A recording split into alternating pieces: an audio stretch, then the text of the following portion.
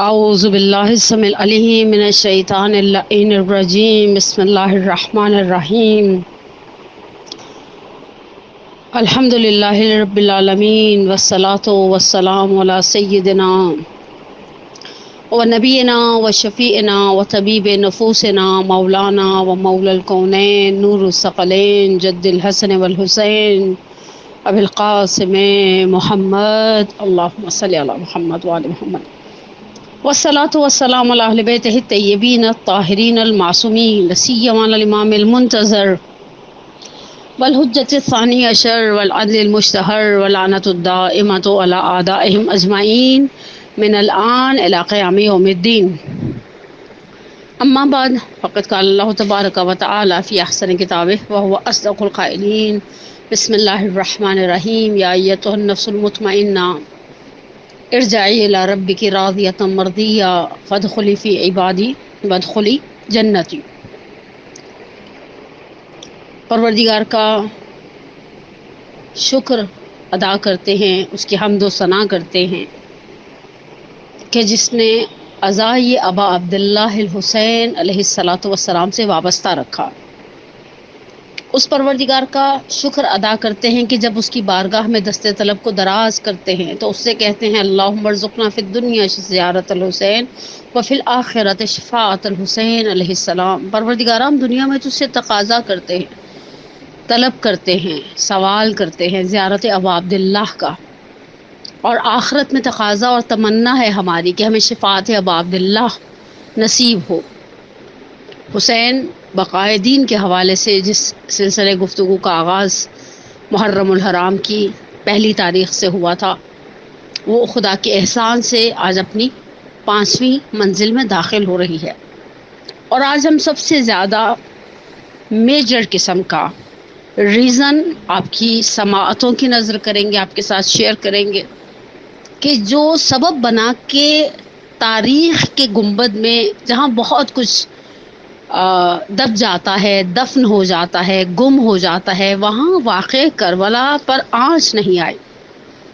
واقع کربلا 1400 سال بعد، بلکہ 1400 سال سے زیادہ، 1400 سال بعد بھی، بہت معذرت، 1400 سال بعد بھی اپنی پوری آب و تاب کے ساتھ زندہ ہے. ذکر سید الشہداء کی حلاوت اس شہادت کو سننے کے یا پڑھنے کے مقابلے میں ہمارے قلوب میں حرارت الحمدللہ آج بھی زندہ ہے. ہم اپنے دکھوں پر، اپنی پریشانیوں پر اتنا غمزدہ نہیں ہوئے جتنے آنسو ہم نے عزائے ابا عبداللہ الحسین علیہ السلام میں بہائے. اور کیوں نہ بہاتے، ہمارے لیے ہمارے 8ویں امام کا حکم تھا، جو ریان ابن شبیب کی پہلے محرم کو میں نے روایت کا ایک جملہ آپ کے ساتھ کچھ جملے شیئر کیے تھے کہ یا ابن شبیب ان کنت باقیا لشیء فابکی للحسین. تم نے کسی بات پر گریہ کرنا ہے ابن شبیب، بس حسین پر گریہ کرو. تو سید الشہداء پر گریہ کا حکم تو مسلسل دیا گیا ہمیں. 11ویں امام سے جو جملے ہیں آغا حسین اندلی پہ حمدانی نے اپنی نفیس کتاب ثار اللہ کے شروع میں معصومین کے جملوں کو، حتیٰ سب سے پہلی تو حدیث قدسی کو بیان کیا ہے اس اعتبار سے واقع کربلا اور ابا عبداللہ الحسین کی عظمت کے حوالے سے. اور اس کے بعد جب وہ حدیث قدسی سے سٹارٹ کرتے ہیں، رسول معظم کے جملے کو بیان کرتے ہیں، امیر المومنین کے بیان کرتے ہیں، سیدہ کونین کے بیان کرتے ہیں، اور بیان کرتے کرتے جب وہ میرے اور آپ کے 11ویں امام حسن عسکری علیہ الصلاۃ والسلام تک پہنچتے ہیں تو نقل کرتے ہیں اس روایت کو جو مصباح المتہجد میں ہے کہ اللہم انی اسألک بحق المولود فی هذا اليوم الموعود بشہادتہ قبل استحلالہ و ولادتہ. پروردگارہ میں تجھ سے سوال کرتا ہوں اس نوزاد کے حق کا جو آج کے دن یعنی 3 شعبان کی زیارت جو ہے متولد ہوئے، ان جن کی ولادت ہوئی، کہ جس کی ولادت سے پہلے وعدہ شہادت دیا جا چکا تھا. وہ ذات بکت السماء ومن فیہا والارض ومن علیہا، جس پر آسمان والوں نے اور زمین والوں نے جن کی مصیبت پر گریہ کیا، حالانکہ ابھی انہوں نے زمین پر قدم نہیں رکھا تھا. اور وہ تو قتیل الابرا ہے، سید الشہداء تھے. کربلا تھی.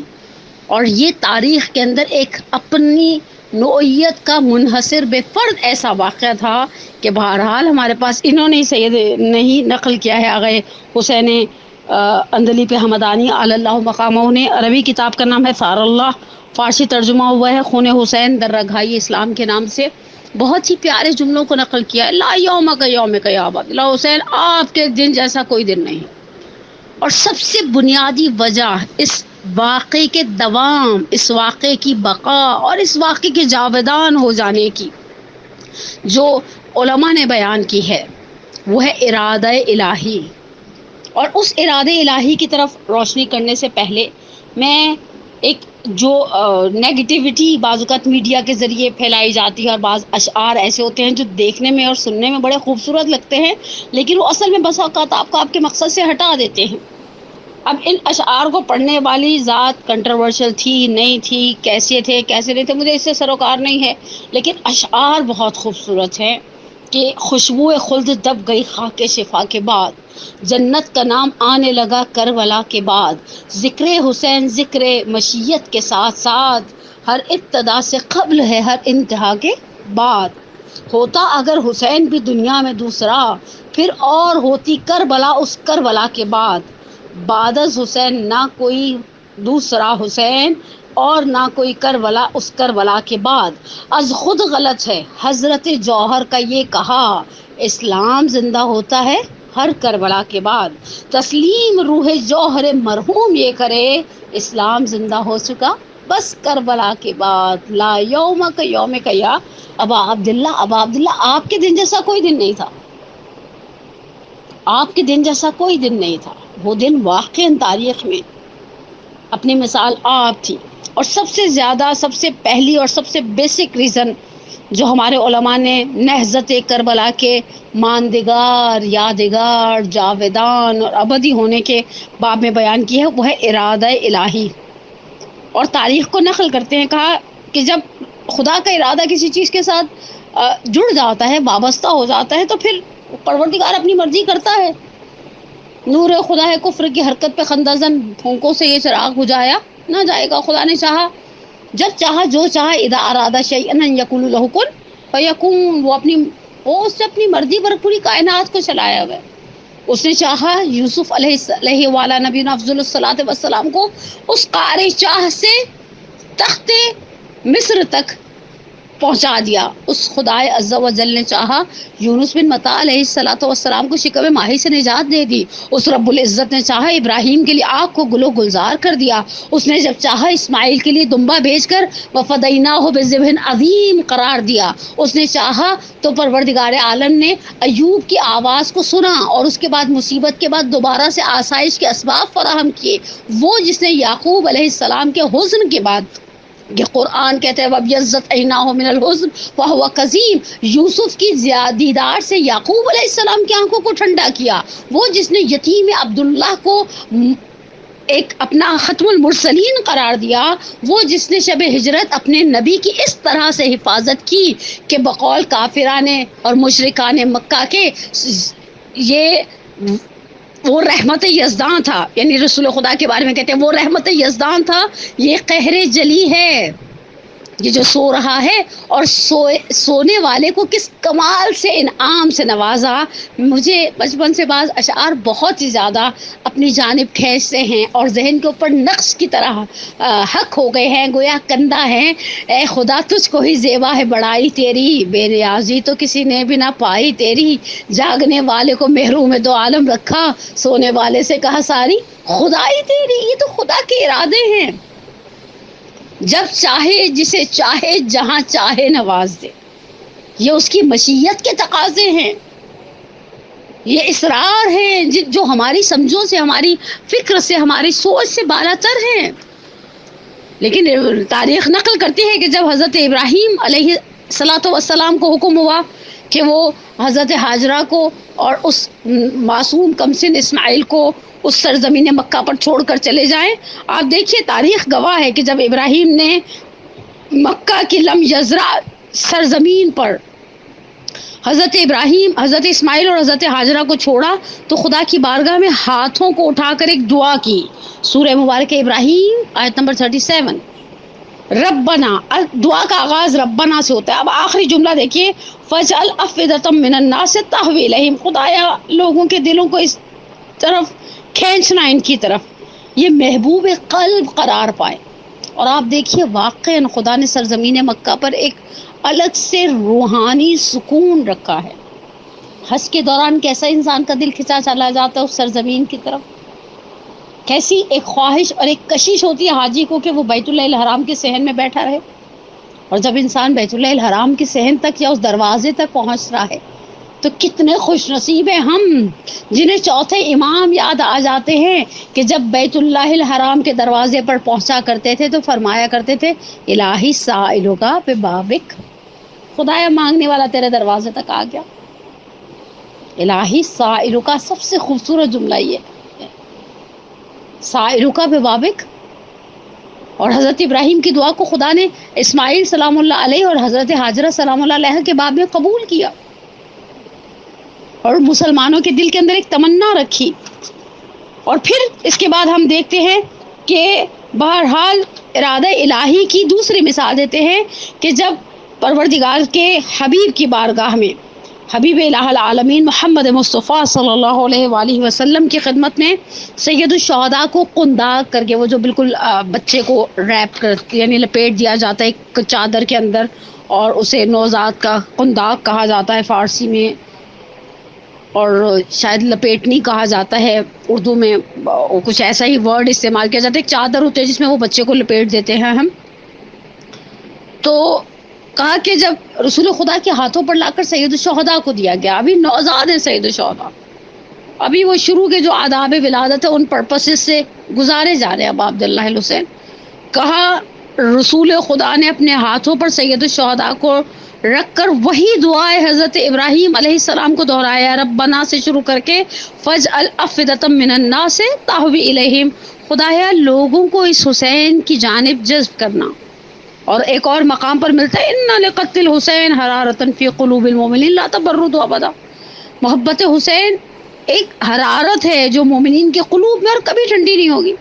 اور آپ خود سوچئے عزیزان من، خدا کا ارادہ تھا کہ یہ واقعہ جاویدان رہے، اس نے پورے اسباب ایسے فراہم کر دیے کہ واقعہ تاریخ کے اوپر ثبت ہو گیا. ایک جگہ پر میں نے کسی شاعر کے 2 جملے پڑھے تھے کہ قدرت کرتی ہے پرورش برسوں، حادثہ ایک دم نہیں ہوتا. آپ خود سوچئے نا کہ جس طرح سے کہ ہے کہ اگر خدا ارادہ کر لے تو وہ اپنے ارادے کے اوپر غالب ہے. اذا ارادہ شیئن ان یکن لہ کن فیکون، وہ اپنے ارادوں کو کن فیکون کی منزل سے گزار دیتا ہے. ارادہ الہی تھا کہ یہ پیام کربلا ہمیشہ ہمیشہ زندہ رہے. ارادہ الہی تھا کہ سید الشہداء کی یہ قربانی سنہرے حروف میں تاریخ کے اوپر ثبت رہے. ارادہ الہی تھا، پروردگار نے ہمارے دلوں کے اندر سید الشہداء کی محبت کو اس طرح سے جائگزین کیا ہے. ہم سید الشہداء کی مقابلے میں، بلکہ اہل بیت عصمت و طہارت کے مقابلے میں، خاندان نبوت کے مقابلے میں کچھ ایسی چیزیں ہیں جو محبت، مودت، احترام کے عنوان سے دکھاتے ہیں. مثال کے طور پر پہلی چیز جو نارملی ہمارے ہاں رائج ہے خاندان نبوت سے محبت کے اظہار کے طور پر، وہ ہمارا اہل بیت کے ناموں پر اپنے بچوں کے نام رکھنا ہے. اور آپ دیکھیں روایات میں بہرحال اس چیز کی تاکید بھی ملتی ہے.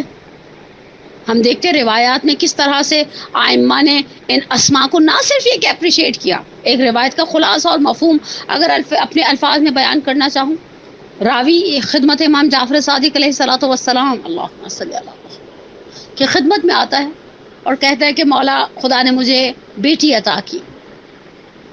امام نے obviously کوئی جو اہل بیت کا طریقہ تھا مبارکباد دینے کا، امام نے پوچھا نام کیا رکھا ہے مبارکباد کے بعد؟ کہا فاطمہ. جب فاطمہ کا نام آیا امام عالی مقام نے کہا لا تسبوها، دیکھو سے برا بلا مت کہنا، اس نام کی حرمت ہے.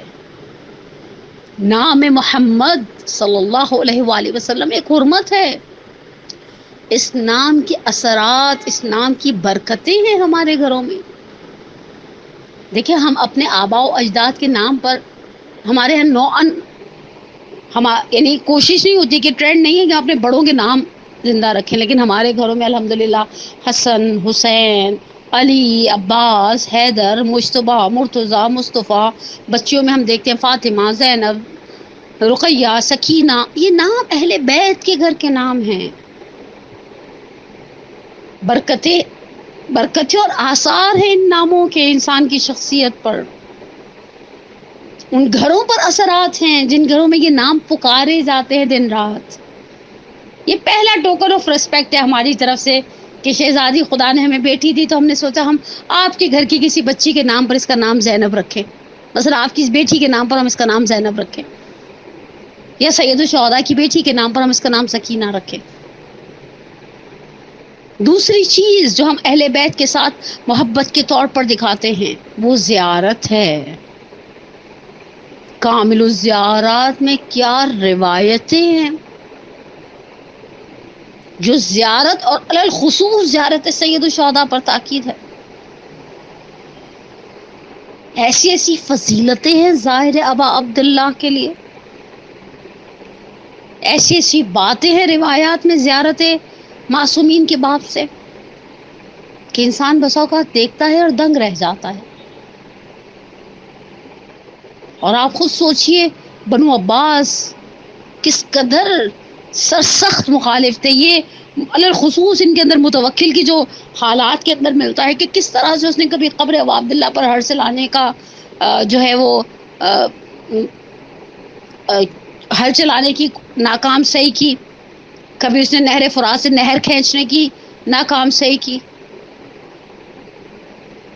زیارت ابا عبداللہ کو ایک مشقت آمیز تکلیف دہ مرحلہ بنایا، لیکن کیا زیارت کرنے والے رک گئے؟ زیارت کرنے والے تو پوری آب و تاب کے ساتھ جا رہے ہیں. نہ گرمی دیکھتے ہیں، نہ سردی دیکھتے ہیں، نہ بچے گود میں دیکھتے ہیں، نہ اپنی بیماری دیکھتے ہیں. 2 یا 3 سال پہلے مجھے یاد ہے ہم نجف ایئرپورٹ سے نکلے تھے تو ایک صاحب تھے، شاید بالکل صاحب تھے، جو ہاسپٹل کے بیڈز ٹائپ کے بیڈز ہوتے نا اس طرح کی کسی بستر پر تھے. اور میں ان کے ساتھ ساتھ انہیں لانے والوں پر بھی سلام کرتی کس طرح سے اس کریٹیکل سچویشن میں بندہ خدا کو لے کر آئے ہوں گے زیارت کے لیے. واقعاً میں نے عراقی قوم کے اندر ایک عجیب سا زیارت کا عشق دیکھا. ان کو گرمی سردی کی ایسا لگتا ہے جیسے گرمی سردی کی ان کو پرواہ ہی نہیں ہے.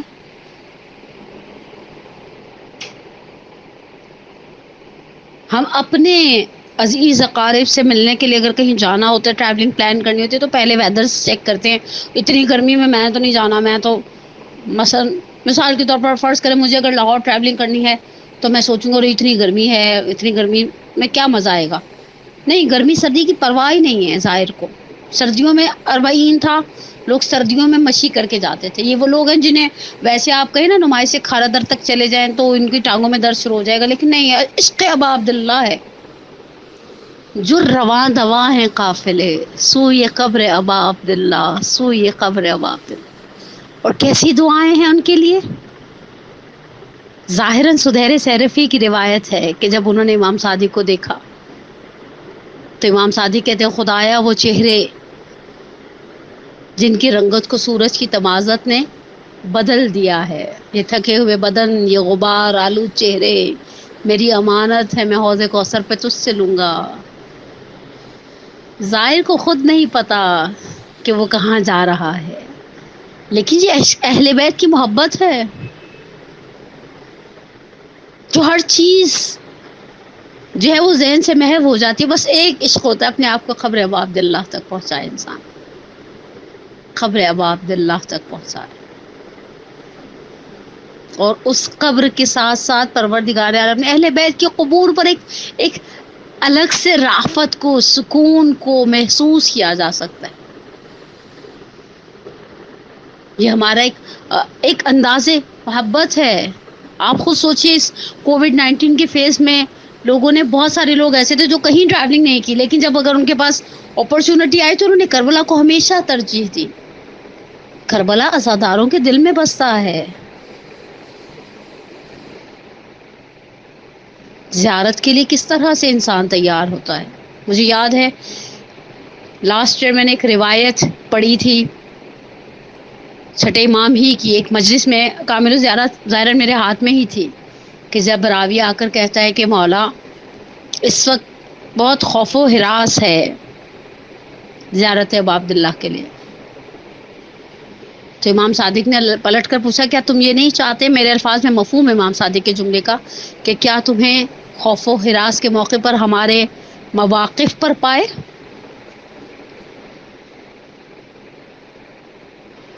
اور تیسری چیز جو ہم ابا عبداللہ کے اور اہل بیت کی محبت میں کرتے ہیں وہ یہ عزاداری ہے۔ آ گیا ماہ عزا، آنسو بہا لو فاطمہ۔ ہر شخص اپنی بساط کے مطابق چاہتا ہے مجلس عزا گھر میں رکھے۔ میں نے استقبال ماہ محرم کی مجلس میں عرض کیا خدا را اگر آپ کے پاس کوئی سالڈ ریزن نہیں ہے، اگر آپ کے پاس کوئی سیویئر مجبوری نہیں، مجلسوں کو امام بارگاہوں میں مت لے کر جائیں، یا اگر آپ کو ایک بڑی مرکزی مجلس امام بارگاہ میں کرنی ہے، آپ کا حلقہ احباب بہت بڑا ہے، گھر پر بھی فرش عزا بچھائیں، چاہے گھر کے افراد بیٹھے، پڑوس اڑوس ہم الحمدللہ ہم جیسے خوش نصیب افراد جو شیعہ نشین علاقوں میں رہتے ہیں، خدا کا کتنا احسان ہے، اڑوس پڑوس سے کسی کو بلا کر بٹھا لے، اطفال کی مجالس، بچوں کی مجلس منعقد کروائیں۔ گھر پر فرش عزا کا ایک اپنا ہی روحانی سکون ہے، شرف یہ مجلس شبیر نے دیا ورنہ کہاں غریب کا گھر اور کہاں حسین کی ماں۔ اور کتنا اچھا لگتا ہے جب ہم ایک سیاہ چادر بچھاتے ہیں، اگر امکان ہوتا ہے تو ہم ایک بینر چھوٹا سا پیچھے دیوار پر لگا دیتے ہیں جس پر یا حسین یا ابو الفضل عباس اس طرح کے جملے لکھے ہوتے ہیں۔ یہ مجلسیں، یہ عزاداریاں اور ان کا گھروں کے اندر برپا کرنا، ایسی ایسی خوش نصیبیاں ہیں جو ہمیں برزخ میں قیامت میں جا کر پتہ چلے گا خدا کے کیے ہوئے فضل اور انعاموں میں سے کتنا کچھ ایسا تھا یہ جو گھر کی ہماری مجلسوں سے تھا۔ میں نے خواتین کے اپنے جو استقبال ماہ محرم کے میرے پروگرام سے میں نے انہیں بار بار کہا، صرف اس وجہ سے کہ ٹیبلیں ہٹانی پڑتی ہیں، صوفے ہٹانے پڑتے ہیں، اور اس سے زیادہ دکھ کی بات یہ ہے کہ آج کل کی مائیں جب ماسیوں کے سے زیر نگرانی صفائیاں کروا رہی ہوتی ہیں یا بچیوں کو ساتھ لگا کے کام کروا بھی رہی ہوتی ہیں نا، تو بچیوں کو یہ سوچ دیتی ہیں کہ گھر صاف اچھی طرح سے کر لو۔ لوگ گھر کی مجلس میں ذاکرہ کو کم دیکھتے ہیں، گھر کے در و دیوار کو زیادہ دیکھتے ہیں، یہ ایک سوچ ہے۔ ہماری مائیں بھی گھر صاف کروایا کرتی تھی، گرلز دھلوایا کرتی تھی، پتہ نہیں ان کا بس نہیں چلتا تھا چھت بھی دھلوا لیں، اگر نیچے مجلس ہونی اوپر کسی نے بھی نہیں جانا پھر بھی نہیں، لیکن وہ سوچ کیا دیا کرتی تھی، وہ کہتی تھی بی بی نے آنا ہے۔ گھر کے کونے کھجڑے چمک جاتے، پورا گھر ایک اچھی والی جسے کہنا سر سے پیر تک گھر چمک جاتا تھا، لیکن سوچ کا فرق تھا۔ وہ ماں کہتی تھی کہ بی بی آئیں گی، جب تک مجھے یاد ہے کالیے کو چادر جو ہوتے جس کے اوپر سوز خان بیٹھتے ہیں، جب تک وہ بچھی رہتی تھی کسی کو ہنسنے کی ضرورت نہیں رہتی تھی۔ اور آج کی ماں کہتی ہے لوگ دیکھتے ہیں گھر کے در و دیوار کو اور پھر بات باہر نکل جاتی ہے کہ کتنے سلیقے مند ہیں۔ نہیں، آپ جو کام ابا عبداللہ کے لیے کر رہے ہیں انہیں ابا عبداللہ کے لیے رہنے دیں۔ میں نے گفتگو مکمل کر دی۔ پچھلے کچھ عرصے سے 2 یا 3 سالوں سے سوشل میڈیا پر یزد کے اس تاجر کا واقعہ بہت زیادہ ایکسٹریملی وائرل ہے کہ جب یزد کے کچھ بھائیت ماتمی کے نوجوان جو ہیں وہ کسی بندے خدا کے پاس گئے اور ان سے مشورہ کرنے کے لیے ہم چاہتے ہیں کہ عزاداروں کے لیے کھانا مہیا کیا جائے، لیکن ایک بڑی رقم مانگتے، بالآخر عزاداری کے بجٹس بہت بہت کراس کر جاتے ہیں، لاکھوں کروڑوں میں چلے جاتے ہیں، اور ہمیں خدا نے حسین ہی کے صدقے میں تو یہ سب دیا ہے عزیز آنے من۔ تو اس بندہ خدا نے ان کو کہا کہ جس کا فلاں تاجر ہے، خلاصہ اور سمری بتا رہی ہوں، آپ نے یقیناً سنا ہوگا، تبرکن الفاظ کو بیان کری ہوں، جس کے فلاں تاجر کے پاس چلے جاؤ۔